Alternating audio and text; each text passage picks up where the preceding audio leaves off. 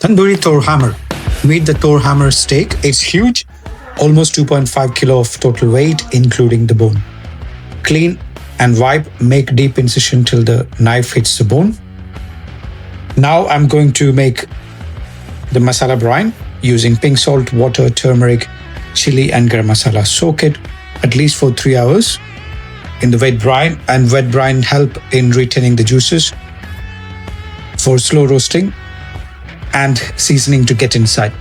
Remove, drain, give a first marination with the same spices you use for the brine with ginger garlic paste and keep overnight in the fridge. Mix. So once you take it out from the fridge, mix with thick Greek yogurt, and you can add plain oil, to give an emulsion. Roast for 15 minutes at 250 degree on high heat. Once it's done, bring it down to 150 degree.